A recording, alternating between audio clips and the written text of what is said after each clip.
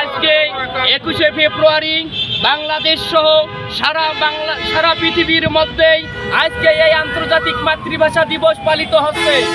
এই মাতৃভাষা দিবস পালন হওয়ার পিছনে অনেক ঘটনা, অনেক ইতিহাস, অনেক ভাইদের রক্ত দিয়ে দেওয়ার পরেই এই আজকের ভাষা দিবস আমরা অর্জন করতে পেরেছি। সালাম, বরকত, রফিক, জব্বার তাদের জীবন দিয়েছিল আজকের দিনে, কথা বলেন ঠিক কিনা? এই ভাষা দিবস, ভাষা আন্দোলনের মূল সূত্রপাত যিনি ছিল বিগত স্বৈর শাসক 15 বছর 7 মাস এই ভাষা সৈনিকদের তাদের রক্ত তারা যে আন্দোলন করেছিল, মূল আন্দোলনকারীর নাম কিন্তু মুছে দিয়েছিল, কথা বলেন। ভাষা সৈনিক ছিল অধ্যাপক গোলাম আজম। এই ভাষা, বাংলা ভাষা পূর্ব পাকিস্তানের মাতৃভাষা বাংলা হবে, এই স্লোগান উনি স্মারকলিপি পাঠ করেছিলেন। স্বৈর শাসক 15 বছর 7 মাস এই ইতিহাস বাংলাদেশের জনগণকে জানতে দেয় নাই। অত্যন্ত গুরুত্বপূর্ণ আলোচনা রাখবেন বাংলাদেশ শ্রমিক কল্যাণ ফেডারেশন রংপুর সদর উপজেলার সম্মানিত সভাপতি জনাব মাওলানা হাবিবুর রহমান। আউযু বিল্লাহি মিনাশ শাইতানির রাজিম। বিসমিল্লাহির রহমানির রহিম। আর রহমান আল্লামাল কুরআন খালাকাল ইনসান আল্লামাহুল বায়ান। সাদাকাল্লাহুল মাওলানাল আযীম।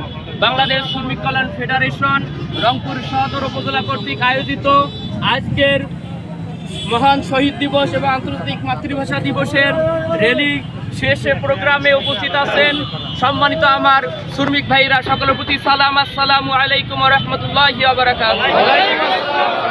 আমরা আজকে 21শে ফেব্রুয়ারি বাংলাদেশ সহ সারা পৃথিবীর মধ্যেই আজকে এই আন্তর্জাতিক মাতৃভাষা দিবস পালিত হচ্ছে।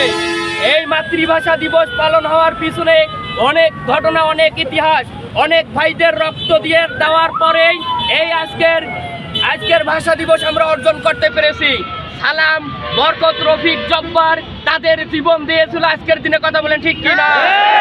এই ভাষা দিবস, ভাষা আন্দোলনের মূল সূত্রপাত যিনি ছিল বিগত স্বৈর শাসক 15 বছর 7 মাস এই ভাষা সৈনিকদের তাদের রক্ত তারা যে আন্দোলন করেছিল, মূল আন্দোলনকারীর নাম কিন্তু মুছে দিয়েছিল, কথা বলেন। ভাষা সৈনিক ছিল অধ্যাপক গোলাম আজম। এই ভাষা, বাংলা ভাষা পূর্ব পাকিস্তানের মাতৃভাষা বাংলা হবে, এই স্লোগান উনি স্মারকলিপি পাঠ করেছিলেন। স্বৈর শাসক 15 বছর 7 মাস এই ইতিহাস বাংলাদেশের জনগণকে জানতে দেয় নাই।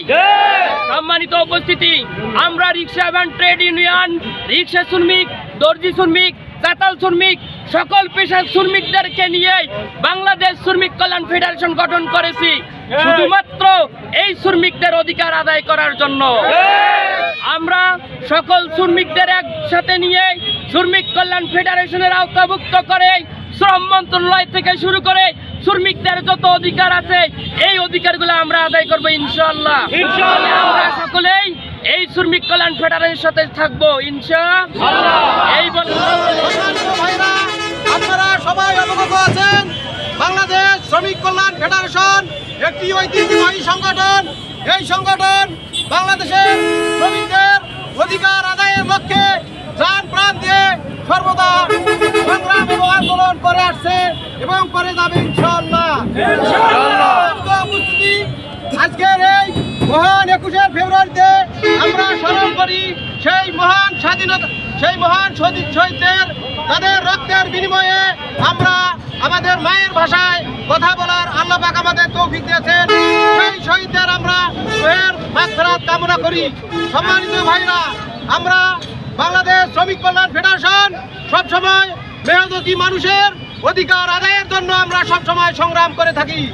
আমরা চাই বাংলাদেশে ইসলামী শ্রম নীতি চালু হোক। বাংলাদেশের মানুষ তাদের ন্যায্য অধিকার তারা যেন তাদের গায়ের ঘাম শুকানোর আগেই তারা যেন তাদের ন্যায্য অধিকার ফিরে পায়, এই সংগ্রাম আমরা সবসময় করে থাকি ইনশাআল্লাহ, আমরা করেই যাব। সম্মানিত উপস্থিতি, আমি আর বেশি কিছু বলতে চাচ্ছি না। আমি সকলকে ধন্যবাদ। আসসালামু আলাইকুম ওয়া রাহমাতুল্লাহি ওয়া বারাকাতুহু।